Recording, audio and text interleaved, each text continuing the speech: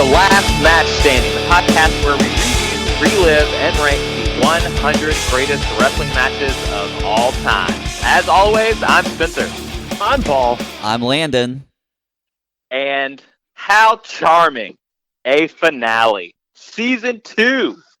40 matches in, and we got to wrap it all up. How excited are you guys? As excited as I can be while still maintaining social distance. Yeah, so we're still kind of separated. What was so fun about last time we got to wrap this up is we kind of had like a mini wrap party, right? We were all sitting around the table and we got to, go out to eat and, it's just, it feels like I'm just so ready for this to be over. And hopefully whenever season 3 kicks off, we'll all be sitting around the table again. That'd be great. I feel like if we could have season 1 opener be like, boom, we're back at the table, folks. If you didn't like the last 8 episodes, we're sorry. There's this whole global pandemic thing going on. But I'm very grateful that we have been able to find a workaround and be able to release this content for all of you.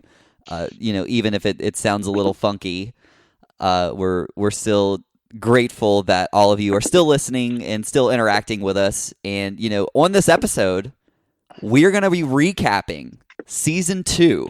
We're going to be breaking down what your list looks like versus our list, which is probably my favorite thing we do on this show.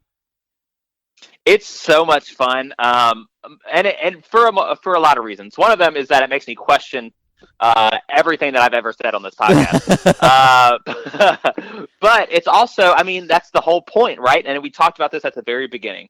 The whole point is that at the end of this thing, we're going to have a last match standing, and it's not just going to be our decision, right? Like a list like this, where you're making 100 greatest matches and you're ranking them, in no way are the three of us the end all be all on this. So we want to incorporate as many people's opinions and listeners' viewpoints as possible. So to everyone that did fill out the survey, thank you so much for that. I can't wait to break it down for you here in a little bit, because I think I know I certainly am surprised, but I think you might be as well with some of the results that we have. So absolutely one of the best things we do on the finale, and I love it so much. Could have said it better myself. I do think that before we jump into the survey and all those things, I have something I need to get off my chest. Uh-oh. Yeah. And I feel like the finale for season 2 is a great way to do it. Are you leaving the show? No. Damn it. Oh. Yeah. Sorry if that's wow. Okay. That's what you really feel, Landon. But I tweeted this last night because, if I hadn't tweeted it, then I wouldn't have anything to hold myself accountable. So I tweeted it so that it was real. And I knew that I felt these feelings at one time. And I feel them still now.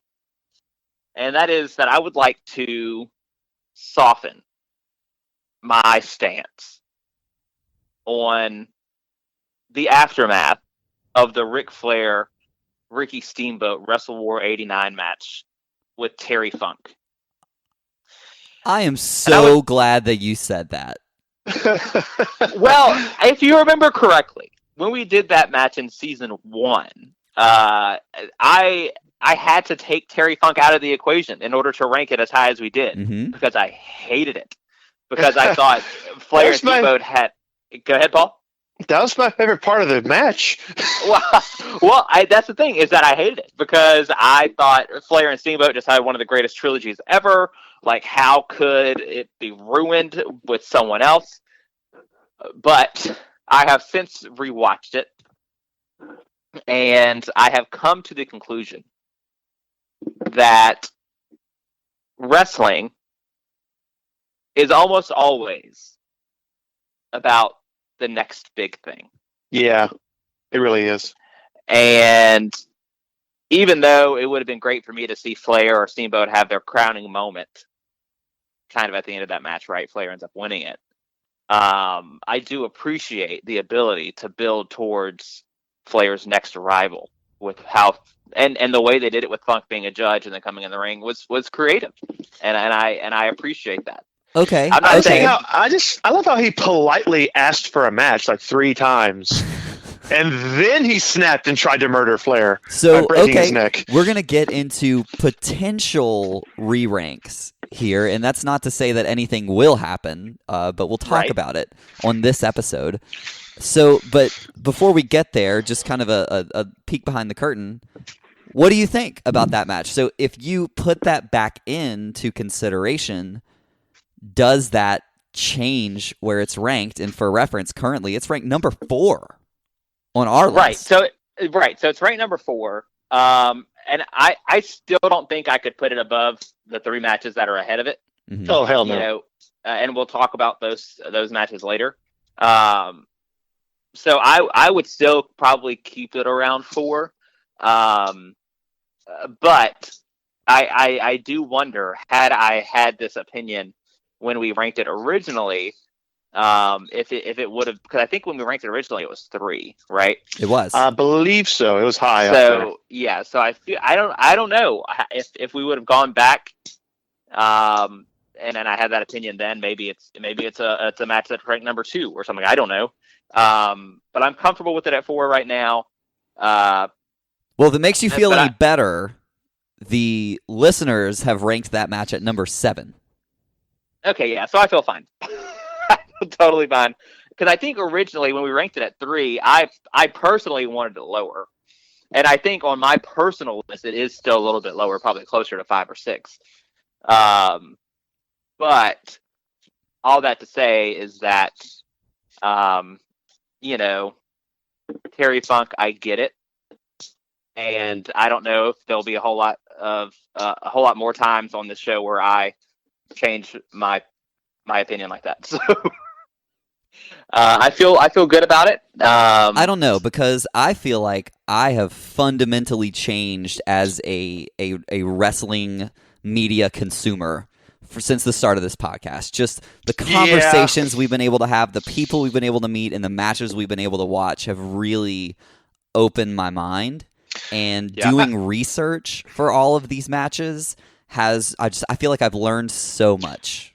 I agree. And I'm not saying that it's ruined watching wrestling for me, but it's definitely changed it. Yeah. It's gotten to the point now where when I watch a match, I can't watch it as a fan. I'm watching it as that's sloppy. Don't know how I feel about this. Well, Paul, I think you make a really good point, because I think we said this as we've ranked some of these matches along the way, is that when we get to the ranking, it's like, man,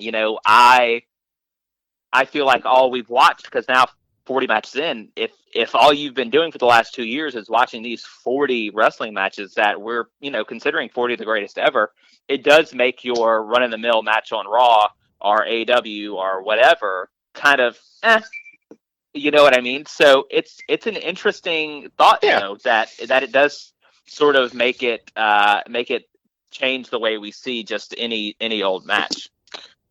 That's why I think it's amusing that watching WrestleMania 36, the only matches I enjoyed were like the silly fun matches. Something different. It's good to see something different. And that's why the only way the wrestling industry is going to survive is if it's constantly evolving. Well, if you don't evolve, at times you get left behind. Yep. Evolution is a mystery. Full of change that no one even sees. Guys, I see a line in the sand. Evolution. That's incorrect. Your line was "Clock makes the fool of history," but that's okay. Yeah, I forgot at that point. I only had the Theme Addict Volume 6 for so long. Was it Volume 6 that one was on? Yes, it's on my iTunes. That might win last theme standing, guys. That's a really good theme. That's a good one. I like that one a whole lot. Yeah, I mean, anytime you get Motorhead in there, whenever Lemmy actually likes the song and wants to sing it, it's great. I only mention that because he notoriously hated the game. He hates that song. Excuse me, he hated that song. I keep forgetting Lemmy is no longer with us. Paul, I know that I just got something off of my chest. Do you have anything you need to say? Yeah, I do. gonna take a little serious note here, guys. So it's with a very heavy heart that I announce that I have begun to undertake anger management courses. I going to say in confidence, I know you guys have been telling me I should probably look it up for a couple of years now, and I finally gave in, and I started going recently, and I think it's been good for me. So, it's no secret. It's no secret that if one of us has a short fuse on this show, it would be Paul. And so, we're going to look forward to checking in with you and seeing how that's going for you, buddy.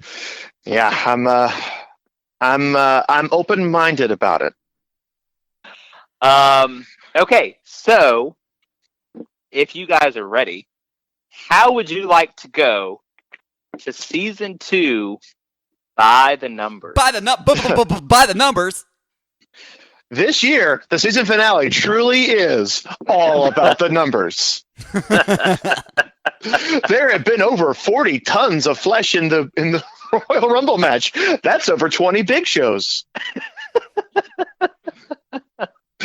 Yes, absolutely. The coveted number 27 spot. So if you listen, I have a 33.3% chance of liking this segment. Oh no! Oh man! That's Damn it! I was hoping we weren't going to go there. If you listen to our season 1 finale, you know that I pulled out this by the number segment just because I think it's a really interesting way to break down what we've done so far throughout the season and on the list as a whole. And I wanted to bring it back for season 2. You know what? Let's just go ahead and say it. We love it because we're super nerds. Yeah, I mean, and listen, it takes me like multiple hours to put it together, and I love that time. Like, I love that it takes me that long because I think it's fascinating information. So I'll totally claim it. But guys, I've got all sorts of different numbers for you, but I'm going to start with the number 20. Okay. That's the number of episodes we did in season 2. That's absolutely right. And that is the end. Do I win? Of By the Do Numbers. I win? Am I still champion? You are still champion of this. That's what the survey says. Okay, actually, I've got more information, and some information that I actually didn't have for you at the end of season 1. I got some new stuff for you, which I think is interesting. Uh-oh. I'm excited. How many times has Mike Chioda appeared on the podcast, Spencer? One. Only one. It's always his first time. Leave me alone. Well, no. Okay, you pick on Spencer there, but Landon, neither one of us challenged him. We both said, yeah, I think you're right. Yeah, you're right. It was actually like his 5th appearance, but totally the first time. I would like to say that since I've put all this time into By the Numbers and I know who's been on the list, the whole thing, I have no excuse for season 3 when I say it's someone's first time on the list and I'm wrong. That's true. I have no excuse, but it is inevitable. It will happen. So apologies in advance for that. But since you brought up Chioda, let's go ahead and start with referees. Oh, God, I cannot wait to hear this. Yeah. There were 15 different referees in season 2. Oh, man. I was gonna say 17. But okay, so yeah. 15. 15, 11 of which made the list for the very first time. Okay. And do you have a guess as to which referee was featured the most in season 2? Oh, shit. Red Shoes. That is correct. 3 times. Oh, my God, you're right. 3 different Red Shoes was in season 2, which is awesome. So that means through 2 seasons, through 40 matches, right? We've had 29 referees total out of 40 matches, and the most of which is Earl Hebner with 6 times through 40 matches. I was going to say, I think Red Shoes is up to 4, and then Earl is at... Oh, man, Earl truly is the last referee standing. Yeah, well, you could literally just, throw a dart and pick any random wrestling match in history, and you've got at least a 20% chance that Earl Hebner is reffing it. Well, if it centers in America. Red Shoes and Mike Chioda have both been on the podcast 4 times. That's right. Chioda 4 times, not just once.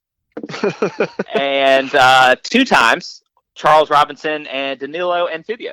So there you go. Yeah, so those the refs that have been on multiple times. Anything surprising about that information? I have no idea the second person is. He did if I remember correctly, the Sasha Bailey respect match. He's an NXT. He was an NXT ref for a long time. Okay. Which I think is why he's on the list a couple times. What was the other one he did? I think maybe DIY Revival. Ah, okay. Yeah, that would make sense. That sounds right. Have we seen Bro Ref yet? I don't think so. What's his actual name?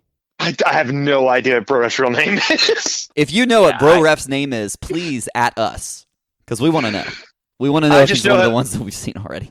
All I know is anytime we do a pay-per-view along on fucking Discord, anytime we see him, all three of us, or four, if Hope's on there, all go, Bro Ref! Well, it's part of a drinking game. It's part of our drinking game. Every time you see Bro Ref, take a shot. Okay, so referees, we talked about those. Let's talk about commentary. Oh, man. There were 27 different commentators in season 2. Nine of which were for the very first time. Any guess as to who was the most frequent commentator in season 2? Shit. I have no fucking clue. Yeah, I mean, I think Kevin Kelly's going to be up there. Kevin Kelly was on season 2 twice. Oh, wow. Okay. The person who has the most has been on 5 times. 5 times. I'm going to go with JR. JR has been on 4 times. Okay. Oh, man. Fuck. Don't tell me it's Michael Cole. It's Michael Cole. No. No? Oh, damn. Okay. And so if it's not Michael Cole, then it's definitely not Taz. Jerry Lawler? It is Jerry the King Lawler. Really? 5 different times. I was about to say Bill Apter. I don't know. Yeah. Oh, you know why it's Jerry Lawler? Because we had that one Raw match where it was Joey Styles and not JR. That's right. That's why, right? Okay. Yeah. Yeah, the Shawn John Cena match was Jerry Lawler and Joe. Hang on, I got it.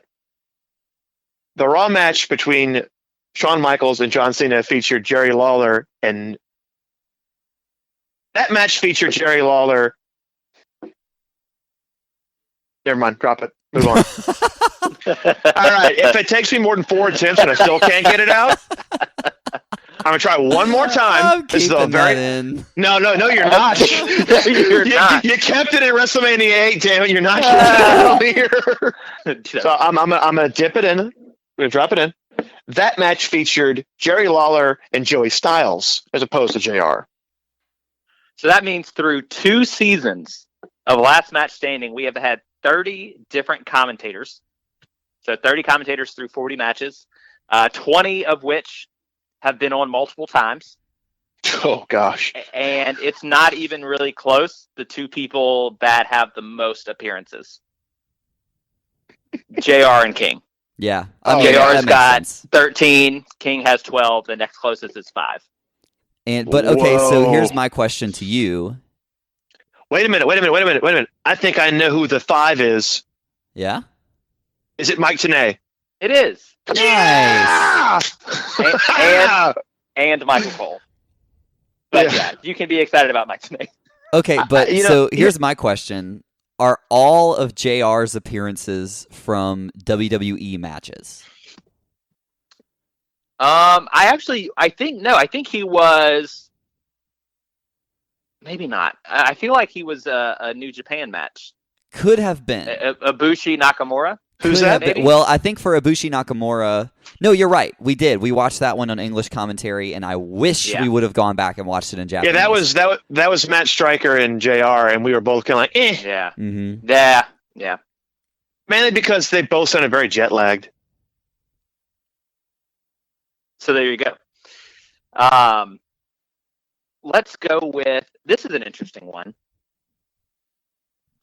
Years. So, oh man!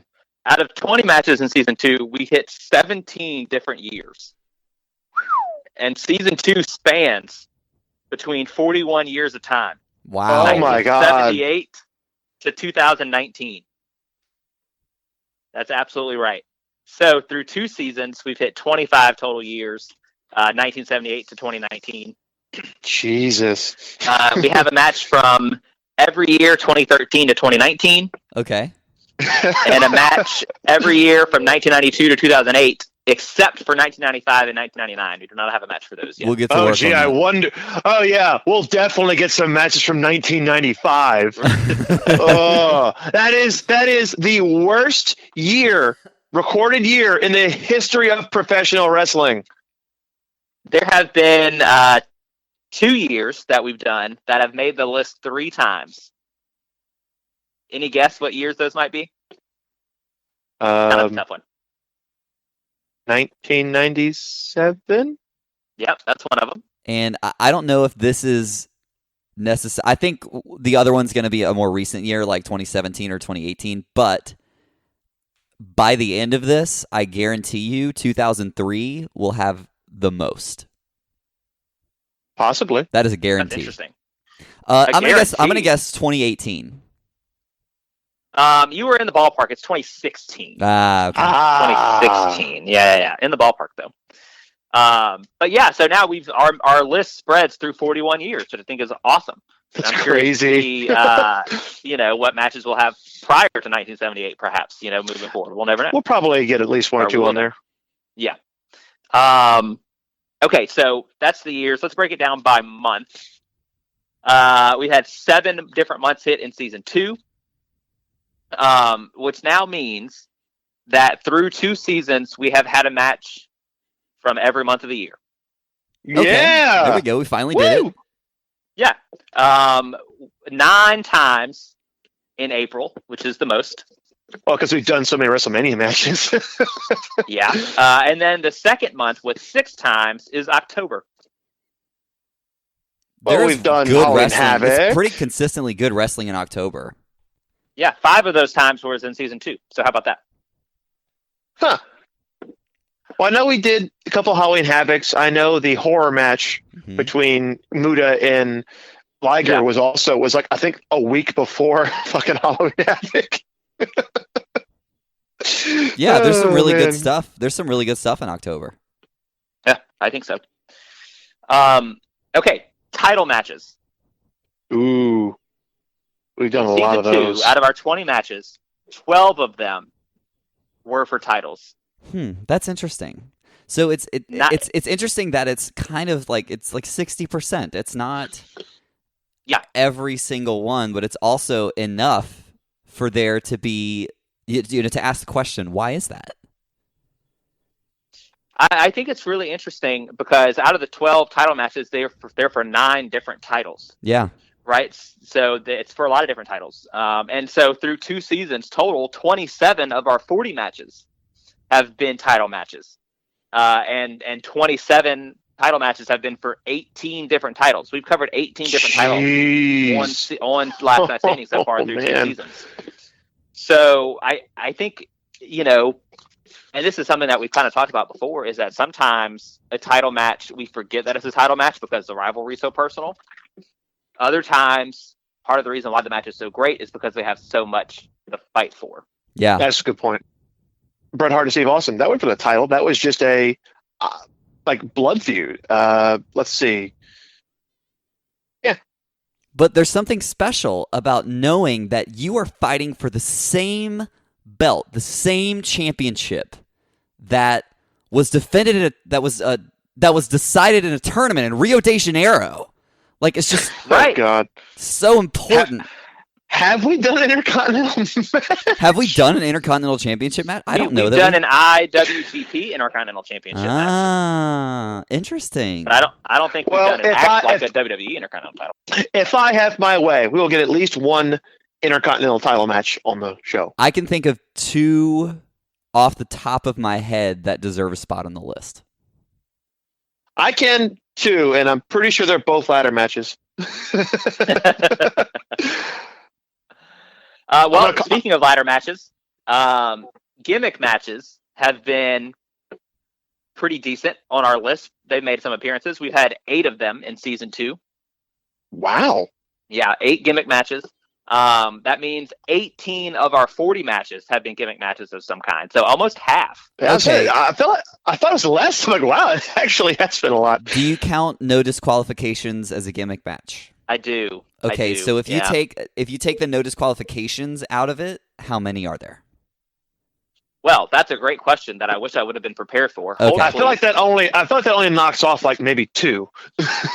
Hold on, I'm looking at it.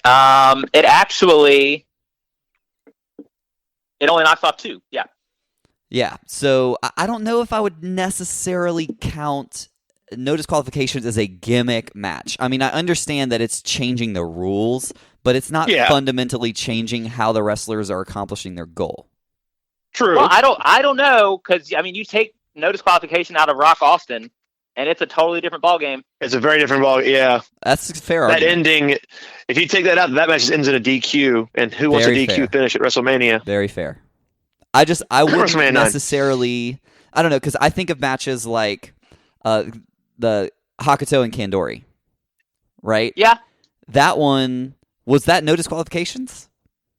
Well, I mean, technically yes, but I don't know if they normally have disqualifications. Right, so I didn't count it as a gimmick match. Oh, so you didn't count? Okay, see, I wouldn't count that as a gimmick match, but I didn't count that, and I don't count the ECW matches, right, as gimmick matches. Oh, okay. Well, in that case, I'm all for it. Well, so ECW didn't have disqualifications, so exactly right, which is why I didn't do them as no DQ matches. Yeah. Exactly. Okay, no, in that case, then I think we're on the same page. Although I do feel like Mike Awesome and Sachanaka is a try to murder your opponent match, so that's probably true. And they definitely tried. Okay, I've got just a few more for you. And I teased this next one a little bit on our last episode, talking about promotions. We hit 9 different promotions in 20 matches in season 2. That's outstanding. I love it a whole lot. That means we've done 10 promotions through 2 seasons. But in season 2, do you think you guys can name all the promotions we did? New Japan. Yeah. All Japan. Yeah. TNA. Mm-hmm. ECW. Sorry, Impact Wrestling. What was that like? ECW. Yep. WCW. WCW. Sorry. Ring of Honor. Yeah. WWF. Yep. 2 to go. PWG. Yep. 1 more. NWA. Fuck. Nope. That was mine. No, that was season 1. What was the promotion that we did? Was it? Oh, damn it! What was the Kandori Hokuto match? That's all Japan. That's all Japan. Did we say Ring of Honor? We did. Shit, what were we forgetting? You are forgetting joint promotions from World of Sport 19. Oh, God damn it! Of course. Motherfucker! That's a tough one. It was tough. Yeah. But 9 different promotions. How awesome is that?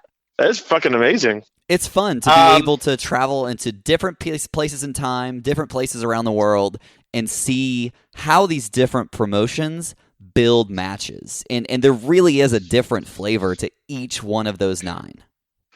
Yeah. Oh, yeah. Totally agree. Okay, I'm trying to decide what I want to do next, because I've got one that's really interesting that I didn't have last time. Let's do wrestlers. Good Lord. Let's do like wrestlers. 17? I mean, yeah. We could take that a few different ways. I would always have, if you get the chance, do wrestlers. That's what I would say. In season 2, we had 50 wrestlers make the list in 20 matches. Holy shit. 37 of them made the list for the first time. Name all 37. Good luck. Good luck with that. There were 4 wrestlers that made the list twice in season 2. Can you guess those? Well, I know Okada made it twice in season 2. Yeah. Shawn Michaels. Yeah. Kurt Angle. I actually don't have Angle twice in season 2. Oh, that's right. It was only one time. Samoa Joe. Yeah, Joe. It wasn't? because Joe was season 1 the first time. Okay. Daniel Bryan. Yep. Shit, who else made it more than once? More. Shit, I'm struggling here. Oh, Austin. Austin. Fuck. Because the Canadian Stampede. Yeah. I almost included Kofi in this because he was technically outside the Hell in a Cell for Usos New Day, but I didn't because he wasn't in the match. Well, he didn't even get involved. He was just Right. there. True. Right, so I didn't add him. He So that mocked- means... Go ahead. I was saying he just kind of mocked the Usos. Yeah, that's true. So that means Can through you say 2 that- seasons, we have had 107 wrestlers. That's a little kind of mixed because we did the Royal Rumble match, but I thought if you take the Royal Rumble match, it takes out like 50, not 50, it takes out like 20 people. 17 out of the 107 have been on the list multiple times, including one female. There's been one female wrestler that's made the list twice. Sasha Banks. Yeah, Sasha. Banks. Yeah. Sasha Banks. Yeah. I'm super excited moving forward because I know we have a few female matches that we have in mind. So get ready for that. That's going to be super, super fun. But yeah, 107 wrestlers so far through 2 seasons, which is awesome. And I've got 2 more for you. First one is season 1 or season 2. Which season do you think ranks higher on our list? Ooh, that's a hard question. Damn. I'm gonna say. Don't forget, season 2 had Okada Omega, which is number 1 right now. Yeah. So, okay. So, good question. But how do you mean? Do you mean weighted average, as in it ranks higher because it has higher matches, or it ranks higher because it has more matches in the top 20? Well, hang on. This is what I just did. The top 20. Don't on the cheat. top 20. How am I supposed to do this then? Okay, well, Paul's out. Paul's out because he cheated. I did not cheat. I looked at the data, which means you and cheated. tallied up. Okay, so I'm gonna say. Okay, so is it weighted average or is it more like the number of matches in the top 20? So no, it's weighted. Okay, so like I took if it's the weighted ranking average of all the yes. matches and averaged it out. Yes, if it's weighted average, I'm gonna say season 2. Season 2 is better? Season 2 has a higher weighted average score than season 1, I believe. That would be incorrect. What? Yeah. If you let me finish, Lennon, I would have told you that season 2 only had 8 of the top 20 matches. Really? And that's the big difference. It's pretty close. Season 2 averages about 22 on the ranking, and so that means season 1 averages about 18. So it's pretty close. And then I've got one more by the numbers for you. Match length. Match Fuck. length. Shit. If you had to guess, season 2 average, how long is the average match that we covered in season 2? 36 minutes. Paul? I'm trying to think. Well, I know season 2 had 2 matches that lasted over an hour. But those aren't going to work on our average. I'm going to say 25 minutes. Season 2's match length average was 28 minutes and 38 seconds. Oh. Well, if this was the Price is Right, I would win. That's right. And the thing is, we always play by Price is Right rules. So, yeah. I won the numbers. Woo! You won that round. matches. I won so many of those. Well, your brain has a shell on it. What? Exactly. Through 40 matches, the average match length is 25 minutes and 31 seconds. Oh, so I was right for the first one. For the whole thing. How do you feel about that? 25 minutes for our average match length. Is that surprising to you at all? That is a solid amount of time for a wrestling match. Yeah, it sounds about right, actually. Yeah. It's long enough to build upon itself and establish a beginning, middle, and end. So because I was trying to think, we've got 3 matches that last over an hour? I think so, yeah. Oof. I'm pretty sure that's I don't know if we'll get any more matches that are hours long, but we're definitely could probably get some longer matches. Get some of these matches that last like 45 minutes. That was season 2. by the numbers. That was fun. Man. Thank you for putting that together, Spencer. That was a good time. Yeah, I hope you learned something. I think it's pretty interesting stuff myself. I agree. But now I think it's fair that, I did a whole lot of talking with numbers, but the only number that really matters are the rankings. And we have our ranking and we have your ranking, the listeners, those of you that filled out our surveys and ranked the matches yourself. I think it's time we compare them. We surveyed 100 people to see what 100 people said, and now we're going to go to the survey. Landon, what did you find when comparing these surveys? I found some pretty interesting details.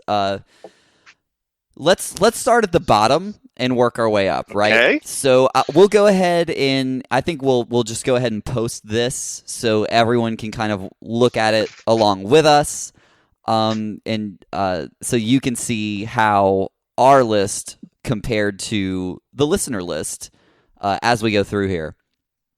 But so starting from the bottom, what I've done is the first thing I want to do is say what we got right? Like I want to start on a positive note.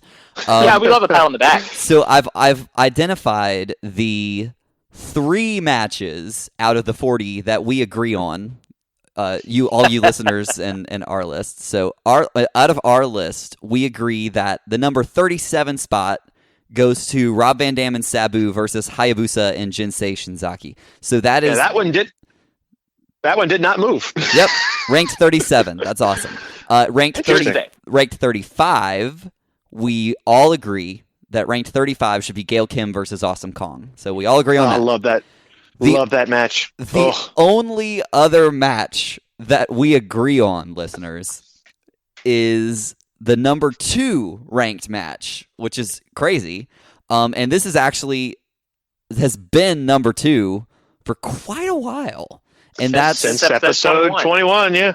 And that's Triple H versus Shawn Michaels. And so I think, maybe that stays at number 2 from here on out. We'll see. We'll have a longer term discussion about that in just a minute. But so for the rest of these matches, and you can look at what our top 40 is ranked, right now. But compared to how you guys ranked it, there were several matches.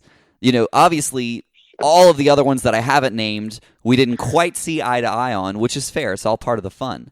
But there are some that were much more egregious than others. And so I think it's only fair if we go through each of those, and I've identified them.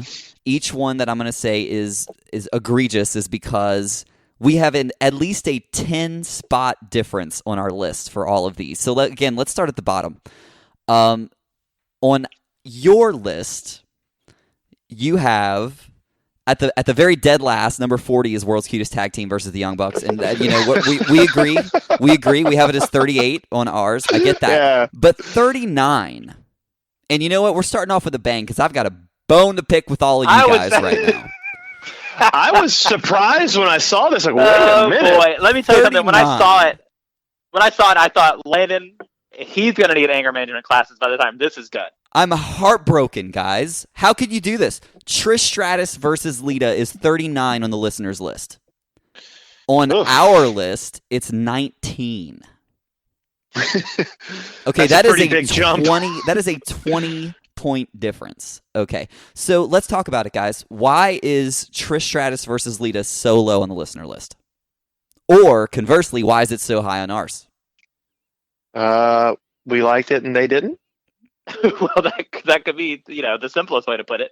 I think that part of the reason why we ranked it as high as we did, it's in the top half of our list right now, is because of sort of the groundbreaking nature of it, right?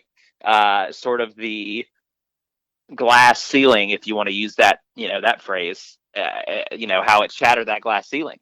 I think we all admitted that it's not the best technical wrestling match. It's not the best wrestling match that you're ever going to find. But it's 2 of the best women wrestlers of all time fighting over the women's title in a highly personal rivalry. And I thought they delivered in the main event of Raw. And they beat the shit out of each other, too. They went above and beyond what they were expected to do. So at this point, I think it's only fair if we go around the table and ask, let's take the listener's consideration. Let's take the listener's response into consideration. Mm-hmm. We have a 20-point difference here. Going around the table, Spencer, I'll ask you first. Do you think we need to re-rank Trish Stratus versus Lita? Just yes or no. Well, you know how much I love going first in rankings. So I will say I'm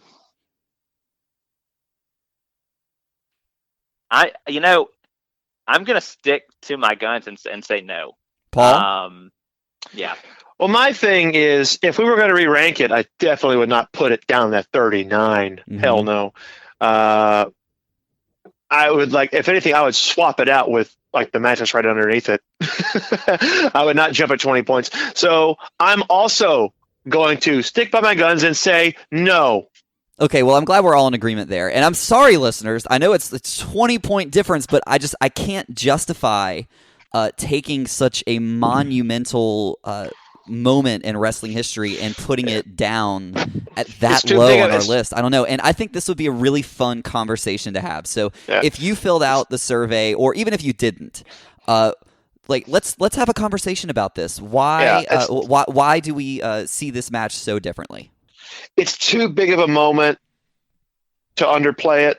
Yeah, so reach out to us at LastMatchCast on Twitter, or if you want to send us an email at lastmatchstanding@gmail.com. Let's talk about Trish Stratus versus Lita. Let's have a bigger conversation about it, because that is the biggest jump. That is the biggest difference on our list right now. So moving on up. Yeah. Moving on up. Number 38 is Marty Jones versus Rollerball Rocco. And I'm just going to say right now, I'm pretty sure nobody actually sat down and watched that match, because if they did, they probably would not have improved it down. Perhaps. But, and so just so everyone's on the same page, on our list, so on your list, it's 38. On our list, it's 24.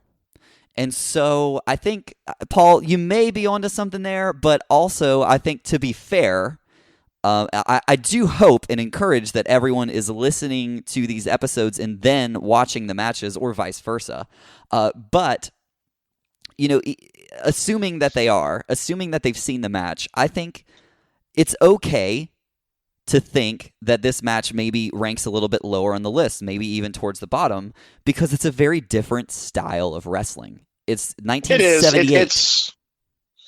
What I recall when we watched it is it had the pace of a modern day wrestling match, but it's 42 years ago. It's a fun watch from start to finish. The promos afterward are just gold. Oh, it's amazing. But guys, okay, so taking the listeners' ranking into consideration, that's a fairly decent jump. Do we need to look at re-ranking Marty Jones versus Rollerball Rocco from our 24th spot? A part of me thinks that maybe why we ranked it so high, and 24 is not exceptionally high. It's still in the bottom half of the list. But I think part of me thinks that the reason why we ranked it where we did is because we were probably surprised by how fast it was for 1978. And we were probably surprised by the style of match that it was. It was a British Rounds match. The promos at the end were fantastic. I remember it fondly. I would go back and rewatch that match because I liked it a lot. I do think I loved it. Yeah, I know Paul loved it, and I do think there's a chance that the listeners haven't seen it. But assuming they have, I would just be really curious to know, out of those that have seen it, where they ranked it, because I think that would be really, really telling. Yeah, and I'm not trying to be a dickhead here and be like, oh, you didn't watch it, fuck you. I'm like, if you didn't watch it and didn't like it, that's fine. Yeah. But I feel like I've been guilty of this myself. I used to be one of those, the match is older than this X amount, then I'm just not going to watch it because it's not very good. That was my attitude with wrestling for years. I refused to watch anything from earlier than 97 because I just thought it was going to be terrible. Some of my favorite matches I've ever seen are from the 80s. I've seen some stuff from the 80s and now some from the 70s that I was like, I would put this against modern stuff and say, this is better. And that's not me going, oh, it's older, it's better. It's just like, no, like it's something different. It's something we were not expecting to see, and it's something that I would never in a million years have guessed would have been as good as it was. Mm-hmm. I would have thought it had been slow, boring, two old, slow men, and it wasn't. It was two very young, very fast, very agile wrestlers that put modern wrestling on notice. Like, hey, we were doing this 40 years ago. Step your game up. Yeah. And it's got the wonderful Kent Walton. Oh God, what do we call him? Because we could not find this man's name. Bruce Did something. we call it Ian? Maybe I don't remember. I think we. Oh, I don't remember. It was Ian something. Oh man, Landon, what do you think about Jones and Rocco? I would keep it at 24. I really love the match. I think it does a lot for being in 1978, and it kind of it sets the bar. It is a really, really good representation of British wrestling that we have represented on the list in a couple of different places. But yeah, I think I'm comfortable with where it is, and I understand if maybe it's just not your cup of tea, but I would keep it. Yeah, I think that's fair. Man, it does feel a little bit though, like as we we're gonna stick with what we have. That's not that we're not listening to We what are. the listeners have to say. It's just this is hard. This is so hard. It is, and I am very interested to hear both of your opinion on the next highlighted match that Landon has for us. Yes, so this one is very, very interesting, and it kind of just edged out from being considered. So this one we ranked in 11 spots away from each other. In 29, ranked number 29 on the listener poll is the TLC match, the Hardy Boys versus Dudley Boys versus Edge and Christian. On our top 40, it's dead last, number 40. Well, the reason why I'm so interested in this is because I have no qualms of bringing this up on air. We had a discussion recently about taking it off and doing TLC 2. And you told me, hold on a minute, look at the survey before you decide to do that. I'm like, what? Yeah. So it was a long discussion whenever we were deciding which of the trilogy of TLC matches we would do. And two of them from WrestleMania, one of them from SummerSlam. And I think TLC won out because it was the listener suggestion. It was. But I think we all agree that perhaps TLC 2 is the better of the three. And that's not to say that maybe both of them couldn't find a place on the list at some point. But, and That's you know true. what? I'm going to throw this back. Instead of going through and saying, do you think we should move our ranking? Before we do anything, I'm going to throw this back to the listeners and say, if you were in our shoes, what would you do with TLC 1? Do you want to see TLC 1 stay on the list? Do you think it would make sense to swap it out with TLC 2 or another match? Or do you think, hell, throw them all up because they're all that damn good? What do you think? At last match. Maybe that's a poll. Maybe that's a poll. I think that's a good poll. Put that poll up. We'll give it longer than, let's give it like a week, and let's see what everybody says. And if you say no, keep it. We'll swap it. We'll put it at 29. If you say replace it with TLC 2, bonus episode, we're going to review TLC 2 and we'll rank it.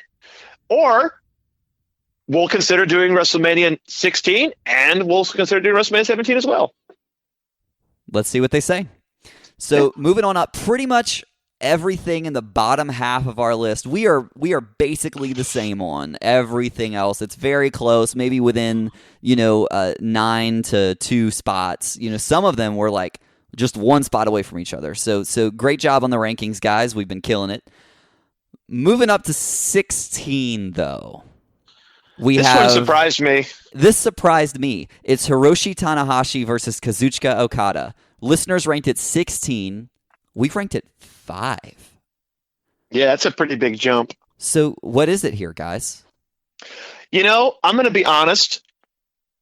I did go back and rewatch it, and I was like, that seemed to be a lot more whoa when we recorded it. But I feel like that's one of the matches where once I kind of got over the hype of the match, I was kind of like, okay, maybe not as good as I thought, but still fucking fantastic. So here's the deal for me for Tanahashi and Okada.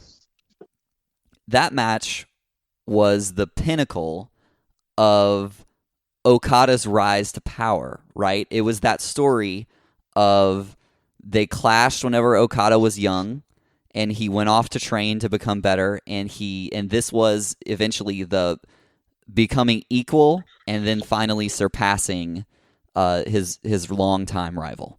And we made comparisons to Rock Austin in a few ways. So it makes sense that they're right next to each other on my list, but on our list, but that's not the way it reflects in the listeners' list. Spencer, what's your take? My opinion here is a mixture of both, because I do think that the story is great, but when you're watching the match, because again, it's one that obviously watched it several times. Oh yeah, it feels to me like a main event, and by that I mean two big wrestlers tell a good story, trade a couple finishers, and then there's a winner. And so I'm not saying that it's not spectacular or anything like that, and not that it's necessarily formulaic, but it doesn't feel particularly unique. Okay. The match itself, to me. I had kind of a similar feeling. Like, I remember really, really, really loving that match. I remember rewatching it and going, "Oh, okay." I remember kind of after rewatching it, I said, "Man, I kind of preferred the Nakamura Ibushi match to it after rewatched them both." So, what do you guys think? Do you think we need to move this match? Well, I think out of the ones that. Well, here's. Go ahead. I'm sorry. No, I cut you off. You finish your point. Well, I was just going to say, out of the ones that we've talked about thus far, this one, the first three we didn't really want to move. This one, I might want to move a little bit, but I kind of want to wait and give my full opinion on that, because I want to throw another match up for thoughts about moving as well. Okay. Well, my thing was. I wouldn't mind. I'm not against moving it, but I don't know if I'd put it at 16. If anything, I would just move it probably down to like 10 or 11. I would not put it down at 16. Kind of the same thing I had with the last couple of matches where I agreed maybe we should move them, but not that far. If anything, I would just 16. I think is too far away. I would maybe 9 or 10. Yeah, Paul, I think if I'm moving Tanahashi Okada, I don't know if I drop it much lower than 7. Yeah, like I maybe put it behind the Bret Hart Owen Hart match. That's the most I would do. 2 spots, not fucking 11. I don't know. I just don't see it being outside the top 15. I don't know, Landon. I agree. Where are you feeling right now? I feel like we had a really good discussion about where it should rank after we did the full breakdown, and I'm comfortable with 5. But that's me, and I am an Okada fanboy. So, we really have to take what I say with a grain of salt. This season has, like, I had to go back and change my like top 5, top 10 wrestlers, because Okada, who initially wasn't even on the list, is now he's like number 6 on my top 10 right now. I love this man. Kenny Omega. Say what you will about Kenny Omega. I love this guy. I remember seeing Kenny Omega in AEW going, okay, I've heard a lot about this guy. What's the hype? And then I saw the hype. I'm like, oh, okay. And then literally like a week later is when we did the Omega Okada match. And I'm like, okay, I've seen what this guy's capable of. And then I saw him do it for an hour and 6 minutes. And I was like, okay, all right. And I was really weird because I read an article about he's the most divisive person in pro wrestling right now. There is no fence. You either love Kenny or you despise him. I have seen more hateful things said about Kenny Omega on the internet than any other pro wrestler that is currently active. And it blew my mind. I'm like, how could you not love this man? That's just my opinion. I've seen very much the same, and I think our listeners feel that way, and you can kind of see that represented here in our top 3, which we'll get to in just a moment. But yeah, as far as the Tanahashi Okada match, I don't know. If we're doing like votes, yes or no to move it, I would be no. What do you guys think?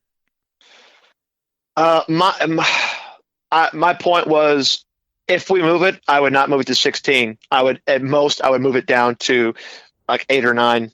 And maybe Spencer, 10. Spencer, I think you said that you wanted to talk about potentially moving it later because you have something else you want to bring up. So let's revisit that one. Let's revisit. Yeah, that I want to get through the last couple that we have here that are highlighted, and then we'll. 14 is the most shocking one on the list for me. It absolutely blows my mind at where this one ranks for it you really, guys. really did. So, and you know what, Landon? Before you even start, I agree. Really? I do. I 100% agree. I love a season finale. Oh, this is gonna be fun.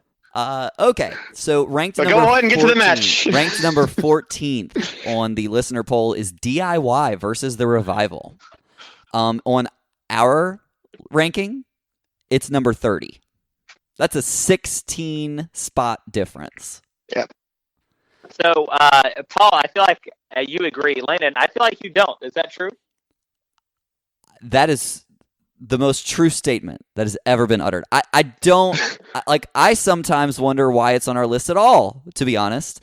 What? But, I mean, okay, so I'm going a little bit overboard here. I love the match. I get why it's regarded as one of the greatest of all time. It's an excellent story, a wonderful ending. It is not better than some of these things that are lower than it on the ranker on the. Okay, I don't know, man. I don't know.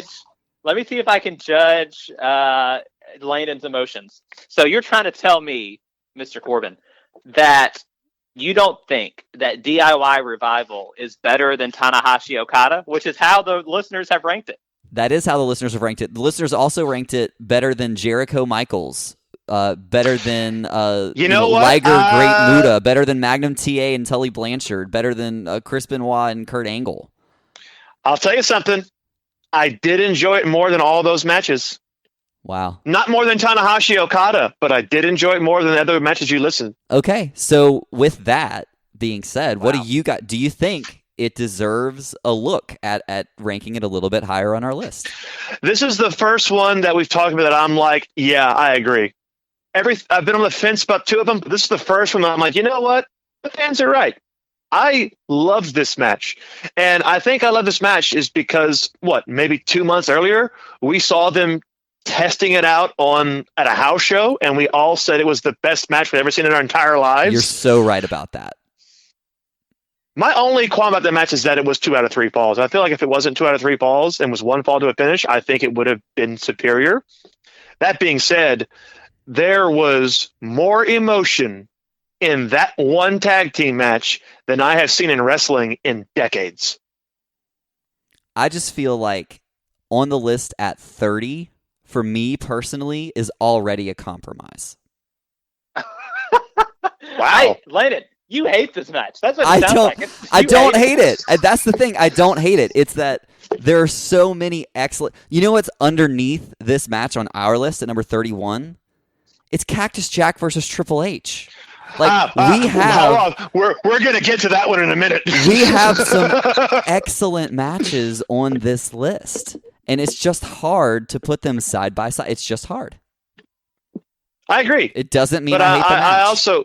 But like I said, I agree with the fans on this one. And you know what? I'm going to quote somebody recently. This is my objective opinion, and you will not change it, sir. Well, okay. So we've talked about it at length about what we think. Spencer, what do you think? I remember when I watched #DIY Revival for the very first time live at NXT TakeOver Toronto on the WWE Network. I fell out of my chair. I loved it. I thought it was brilliant. I thought it was one of the best matches that I've seen this decade. I did too. I honestly thought it was one of the greatest matches I've ever seen in my life. I thought it was super. You know something? You know, Not to cut you off, but my exact words to Landon were, "That is the greatest match I've ever seen and ever will see." I remember that. Yeah, he did say that. and Landon responded and said, "It'll never be over 30 when we make a podcast a year from now." He probably did. Man, because watching it back, it's hard. It's really hard for me, in retrospect, to go back on how we ranked things prior. Like, it's difficult for me to say past, us from a month ago or us from a year ago was wrong. Because in the moment we had a reason for ranking it where we did. It wasn't 30 when we ranked it because we did that match in season 1, but it was still in the bottom half. I honestly don't remember. But see, that's why we've created this segment at the end of each season. It's because, like you say all the time, Spencer, we are creatures of the moment.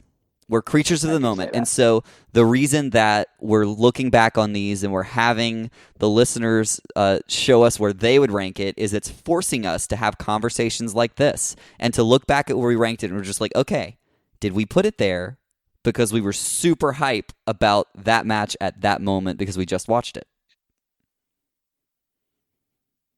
I love when my own words. Yeah, I love when my own words are put against me. You're welcome. So thanks for that.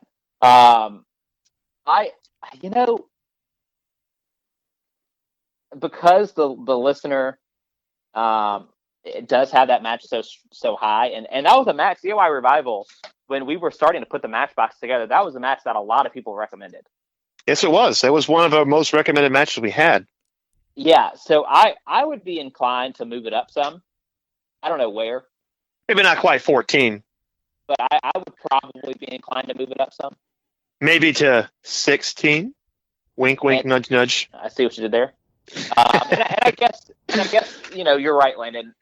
Not being in the moment, it does make it easier to kind of look at all of these things as in one big picture. Mm-hmm. Which is tough.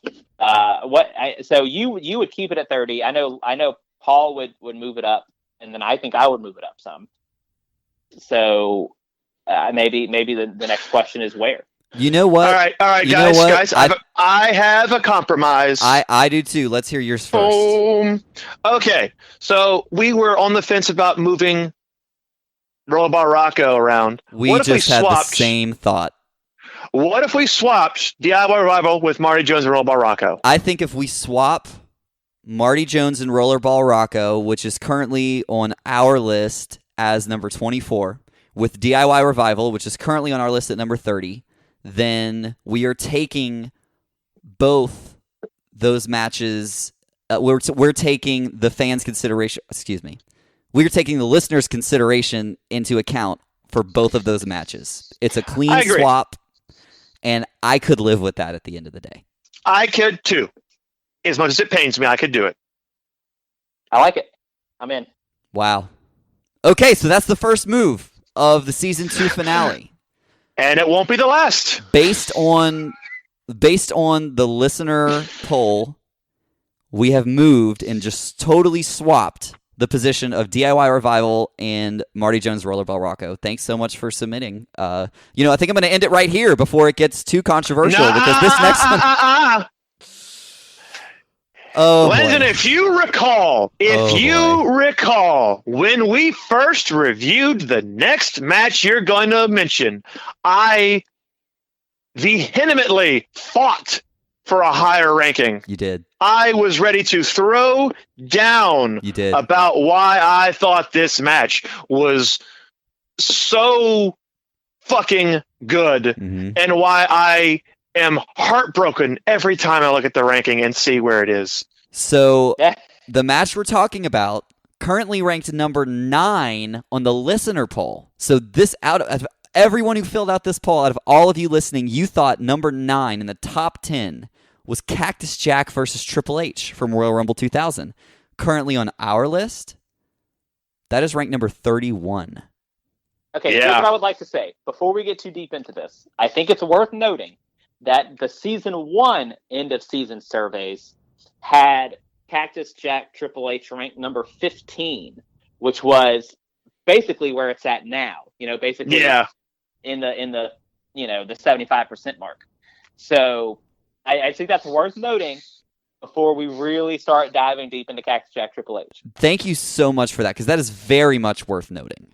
But taking that into consideration, 15 is still way higher than 31. It is. But 15, it was 15 out of 20, which is really 30 out of 40. Which is about where it is now. Yeah, okay, I see what you're saying. Yeah, and if you look at what it beat out or look at some of the matches that beat Cactus Jack and Triple H in the season 1, right? In season 1, our survey to the listeners said Kurt Angle Undertaker beat it. The women's triple threat at WrestleMania, Trish Stratus and Lita, Magnum TA and Tully Blanchard. So you do have quite a difference between the listeners' opinions between season 1 and season 2. Well, right now they're saying that it beats all of those matches. Yeah. And once again, why I think putting it at number 9 is a bit, I don't know if I would put it there, but damn, man. Every time I watch that match, I get those goosebumps. I get that this is a big fucking deal.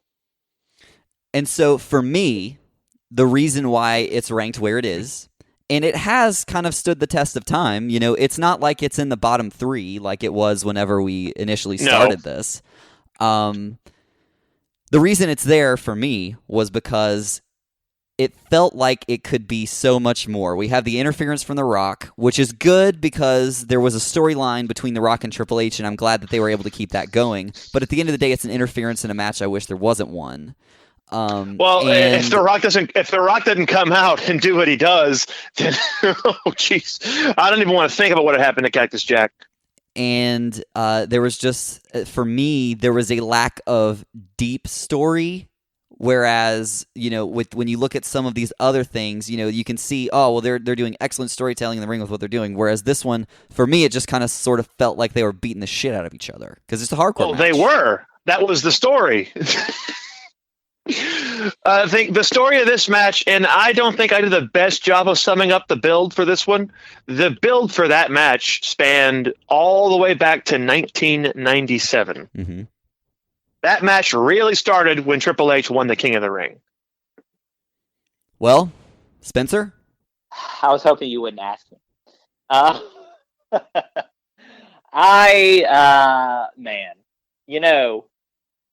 When I look at Cactus Jack Triple H and I look at the stuff that ranks above it on our list, I'm looking at the Royal Rumble and Awesome Tanaka and, Bryan Triple H, Edge Foley. I might move it to 27, like behind Liger and Muta and ahead of Daniel Bryan Triple H, but I don't really think I'd rank it higher than that. Is it awkward that I literally was thinking about doing the same thing? Landon?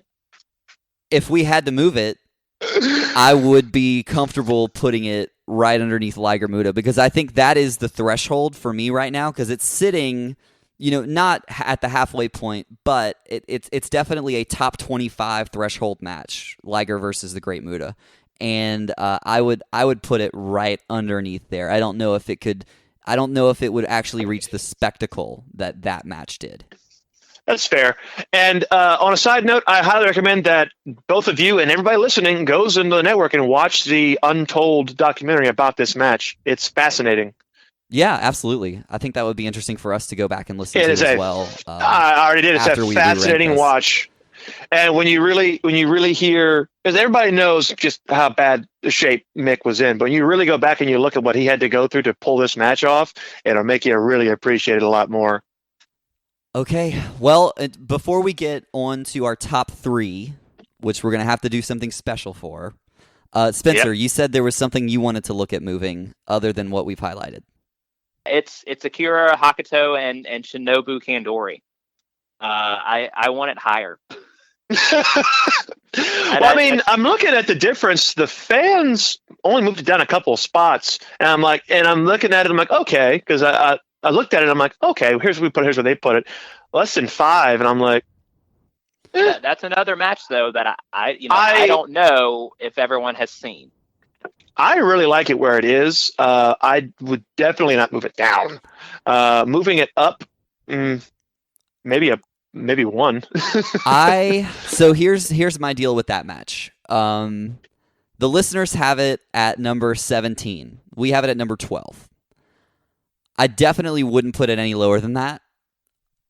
If we were going to move it, I really, really like this match as a threshold match for the top 10.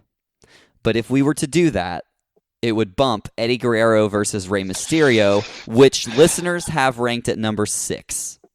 Yeah, I'm like, that match gets so much love, and I feel like we can't move it.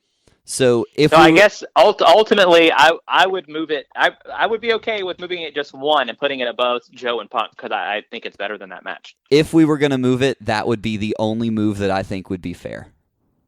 That's what I just said, but okay. Yeah, no, Paul, exactly. I mean, you're right. That's only what I just said. I'm like, I'll move it up 1. Mm-hmm. So we don't have to move it at all. It just was a thought that I had. I'm comfortable with moving it up that spot, and here's why.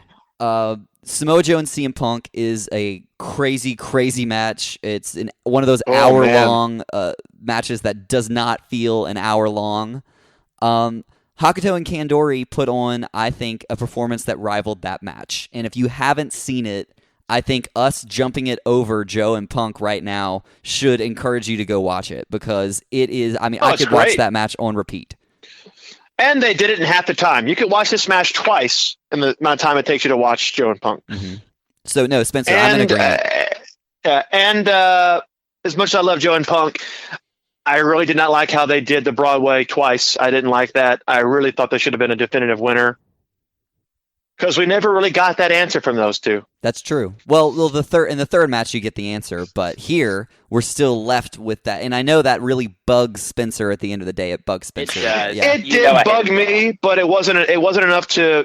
It didn't hinder the match that much for me. I was like, I would have preferred to have a definite winner, but it's the journey, not the destination. That match was fucking phenomenal. Mm-hmm. Everything about it was on point. Just because it didn't end the way I wanted it to does not make it less of a fantastic match. Agreed. Yeah, so I think we're in agreement. I say the exact same thing about Kandori and Hokuto. That match was bonkers. I was not expecting anything.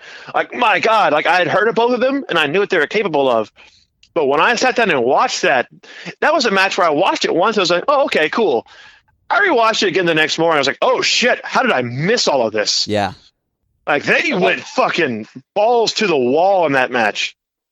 So we have already, the season 1 finale, we moved 1 match, right? Like, didn't we just move 1? Yeah, we did. The season 2 finale, we're not quite done, and we have moved 4 matches, which is fascinating. Yeah, and I don't think we're done yet. Paul, you're absolutely right. Here we go. So, the highly contested number 1 spot. At the end of season 1, at the end of the season recap episode, we had to take a vote on what was the last match standing. Was it going to be Bret Hart versus Steve Austin, or was it going to be Triple H versus Shawn Michaels? And it was a split decision last season. I wonder if it'll be a split decision this time. So, based on the listener survey, the top 3 matches according to the listeners are number 3, Kenny Omega versus Kazuchika Okada, number 2, Triple H versus Shawn Michaels, and number 1, Bret Hart versus Steve Austin. Our list currently has it number 3, Bret Hart, Steve Austin. Number 2, Triple H, Shawn Michaels. And number 1, Omega, Okada 4. So, gentlemen, at this time, I need to ask you, take what the listeners are saying into account. Take into account that we're no longer in the very first episode of season 2. where we ranked Omega Okada number 1, and it has remained for the entire season, but that we're no longer in the heat of the moment. Now we know what our previous number 1s were. How about right now? Based on a listener suggestion, based on us rewatching these matches over and over and over again, what is the last match standing? Let's vote right now. All right.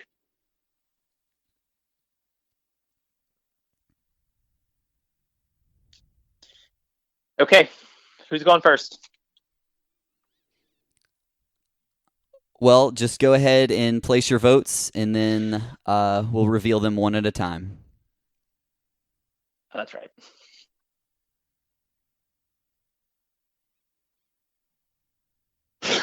This is going to be so weird.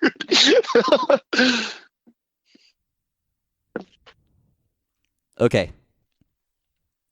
We have one vote for Triple H versus Shawn Michaels. This is a match. This is a match that just will not die. Let me tell you something. I feel like I don't know who it was that picked that match, but if I were them, I would probably would have been thinking the listeners ranked it 2, last match standing ranked it 2, which means it has to be number 1. The numbers don't lie. Oh gosh. All right, the next vote we have agrees with the listeners. It's Bret Hart versus Steve Austin. Okay, so this is crazy, guys. Okay, so this is so intense. So far, out of the 3 of us, nobody has voted for what we originally discovered was that we originally decided would be the last match standing at the beginning of season 1, which was Okada Omega. Right now, we have one vote for Triple H Shawn Michaels and one vote for Bret Hart Steve Austin. This is interesting. Okay. We do not have a 3-way tie. We have a definitive answer. At the end of season 2, out of the 40 matches that we've ranked so far, the last match standing is Bret Hart versus Steve Austin from WrestleMania 13. The listeners agree. We are in agreement. We hear you. We totally agree. So that means, once again, the number 1 match, the last match standing, Bret Hart versus Steve Austin, it has moved back to the number 1 spot after season 2. That's where crazy. It belongs. That's crazy. So think about that, right? Think about how this was the first match that we did, episode 1, season 1, episode 1. And it's moved out of that spot once because of Triple H, Shawn Michaels, and then it's moved out of that spot again because of Omega Okada 4. At the end of season 2, it finds itself back at the number 1 spot. Why is that? You know what it is, Landon? I think much like a fine wine, this match has just aged so well. And I feel like this is a match that, regardless of your opinion on it, and I've heard a lot of opinions on this match, it's one of those, the more you watch it, the more you take away from it. And it stood the test of time as just one of, if not the best matches, definitely in WrestleMania history. It's definitely on a short list there. But of all the matches we have done, I have to point out that this is still our banner on Twitter. It's still our banner on Facebook. And it's the banner of my heart. So here, I just have to say this, right? Out of everything that our listeners ranked, Bret Hart versus Steve Austin was far and away the most selected number 1 match. So when we have to take that into account when we're looking at our list, because this is not just our list. This is everyone's list. This is everyone who listens to this podcast has a say in what the last match standing will be. And right now, according to you, it's Bret Hart versus Steve Austin. So thank you so much for listening. Before we wrap up, I want to know, what are some of your favorite moments from season 2? Well, I think it's important just to verify so that everyone knows exactly what just happened. Hart Austin is number 1. That means we're just going to bump Omega and Okada down to number 2 and Triple H Shawn Michaels down to number 3. that's how that's going to work. Instead of switching anybody, we're just going to put Hart Austin on top and then just bump everything down one. Yep. Yeah, I agree with this. Or bump those down one. So that's what we're doing. Oh man, That's what we're doing. That's what we're doing. So, but before we wrap up, I've got to know, what are your favorite moments from season 2? Oh, for me, the Canadian Stampede episode. Yeah. Oh man, that was fun. Oh, so much fun watching it. It was so much fun reviewing it. It was so much fun arguing about it. No, honestly, I've never seen Canadian Stampede. I only knew of it by reputation. So sitting down and watching it going, oh my gosh, this is freaking awesome. I think the most notes I've ever taken for a match was for that one. Yeah. I think probably my favorite moment from season 2 was getting to meet and ask on the podcast, Izzy Mania. We had Izzy Mania on the show in season 2. How crazy is that? I didn't get to meet her. I just get to talk to her when we had her on. Yeah, no, Spencer and I were fortunate enough to actually meet her at the Royal Rumble, and she, just the kindest person, the kindest family, and it was really a blast having her on in season 2. Oh yeah, it was great having her on. I loved having her on. But she's at the Canadian Stampede. Sorry, Izzy. Both of you chose great ones. I really liked hearing Landon shout about gummy bears in the PWG match. That made me laugh a whole lot. Was that season 2? Was that season 2? That was season 2. Oh wow. Yeah. You sick fuck. Feels like forever ago. Obviously having Izzy on was great. I love doing the Akira Hokuto and Kandori match. I loved doing the deep dive there. That was really fun. And I really loved Marty Jones and Rollerball Rocco. I did too. It really broke my heart that match didn't get as much love as I wanted it.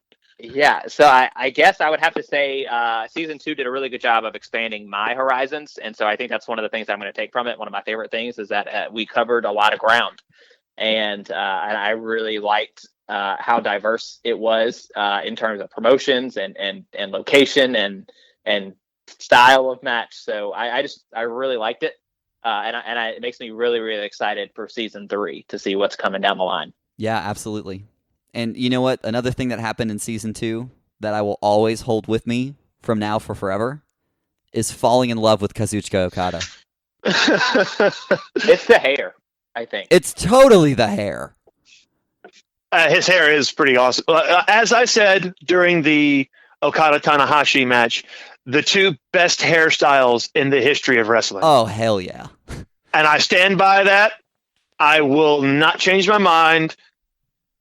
Tanahashi, that is the greatest head of hair I've ever seen in wrestling. And Okada, even though he cut it short, just the way it is perfectly blonde and perfectly styled. Perfect.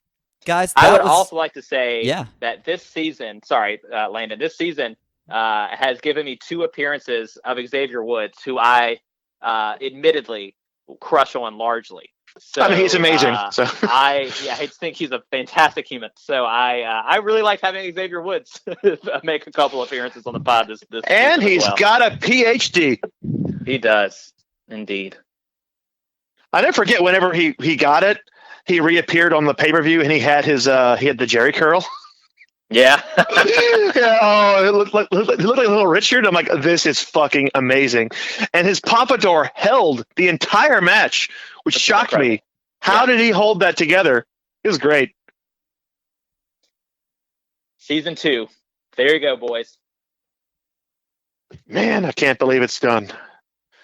Now we just have season 3 to look forward to. Yeah, so we have been working on a season opener for season 3.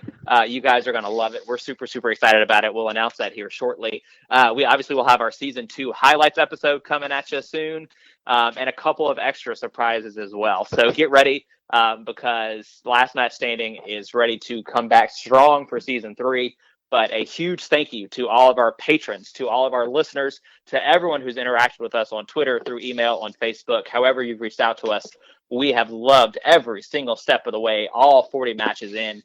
And before you know it, we'll be doing this for season 3. So thanks to everybody out there listening. We can't say thank you enough. Yeah, honestly, I'm going to second you there.